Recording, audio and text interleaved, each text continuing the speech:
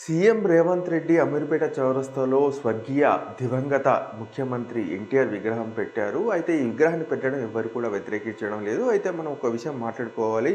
2 తెలుగు రాష్ట్రాలు విడిపోయిన తర్వాత ఏపీకి సంబంధించి అలాగే తెలంగాణకు సంబంధించి ఎవరి విగ్రహాలు వాళ్ళు పెట్టుకోవాలి కానీ ఒక ప్రాంతానికి చెందిన విగ్రహం ఈ ప్రాంతంలో ఎందుకు పెడతారని చెప్పేసి కూడా చాలామంది ప్రశ్నిస్తున్నారు. అయితే మనం ఎన్టీఆర్ విగ్రహాన్ని పెట్టడానికి కూడా వ్యతిరేకించడం లేదు. ఎందుకంటే ఉమ్మడి ఆంధ్రప్రదేశ్లో కూడా ఎన్టీఆర్ గారు సేవలు అందించారు. అందులో మన తెలంగాణ వారు కూడా ఉన్నారు.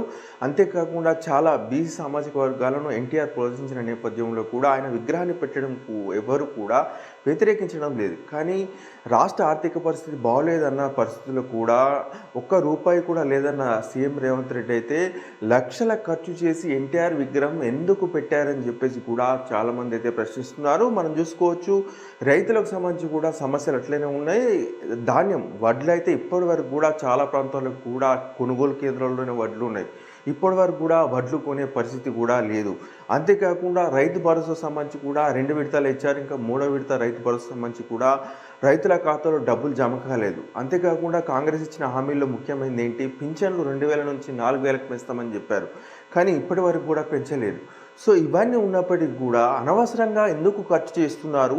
ప్రస్తుతం రాష్ట్ర ఆర్థిక పరిస్థితి బాగోలేదన్న సిచ్యువేషన్లో మరి ఇన్ని లక్షల ఖర్చు చేసి విగ్రహాన్ని ఎందుకు పెట్టాలని చెప్పేసి కూడా చాలామంది ప్రశ్నిస్తున్నారు. సో క్రమక్రమంగా ఈ కాంగ్రెస్ ప్రభుత్వంపై కూడా వ్యతిరేకత వస్తుంది. గతంలో కేసీఆర్ సర్కారు కూడా ఖర్చు అంటే భారీగా డబ్బును దుమారా చేస్తుందని చెప్పిస్తున్న చాలామంది మేధావులు కూడా ఇప్పుడు కాంగ్రెస్ ప్రభుత్వం కూడా కొన్ని అనాలోచిత నిర్ణయాల వల్ల రాష్ట్ర ఆర్థిక పరిస్థితిని దిగజారుస్తుందని చెప్పేసి కూడా చాలామంది అయితే చెప్తున్నారు. సో ఏదేమైనప్పటికీ కూడా ఇప్పుడు అమీర్పేట చౌరస్తాలో ఎన్టీఆర్ విగ్రహం పెట్టడం ఏమంత అవసరం అని చెప్పేసి కూడా చాలామంది ప్రశ్నిస్తున్నారు. తెలంగాణకు సంబంధించి కూడా చాలామంది త్యాగాలు చేశారు.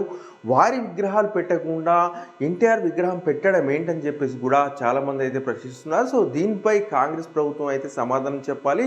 రేవంత్ రెడ్డి కూడా తన వద్ద రూపాయి లేదు, నన్ను కోసినా కూడా రూపాయి రాదని చెప్పిన రేవంత్ రెడ్డి మరి లక్షలు ఖర్చు చేసి అనవసరంగా ఖర్చు ఎందుకు పెడుతున్నారని చెప్పేసి కూడా చాలామంది ప్రశ్నిస్తున్నారు. దీనిపై రేవంత్ రెడ్డి కూడా సమాధానం చెప్పాల్సిన అవసరం అయితే ఉంది.